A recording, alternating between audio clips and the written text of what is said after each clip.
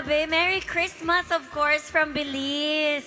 Sa lahat naman nandito, despite the weather, maraming salamat. Akala ko mga 7 lang tayo nandito, but thank you so much. This means so much to all of us, lalong-lalo na sa Belize Pamaskong Handog. To my family, maraming salamat sa paglaban sa bagyo o ulan at baha. Pero mag-iingat po kayo pag umuwi po kayo later.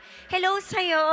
Alam mo, Kim, we wanna welcome you dito. Actually, dapat nga ikaw yung mag-welcome sa atin kasi Billy and Kim's Pamasko! Yes! It is Christmas indeed. Yes, Merry Christmas sa lahat.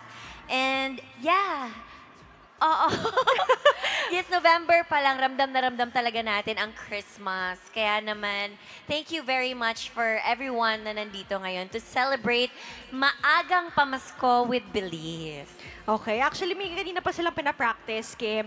Ulitin natin ha. Belize, Kim, Pamasko. 3, 2, 1. Kanina pa sila humihingi ng pamasko sa'yo, Kim.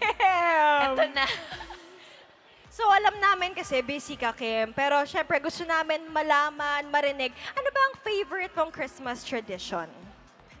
Christmas tradition, of course, yung mga nagbabonding tayo, yung mga that time of the year na meron tayong exchange gifts, bonding session, catch-up session, kung ano man ang mga ganap natin sa buhay.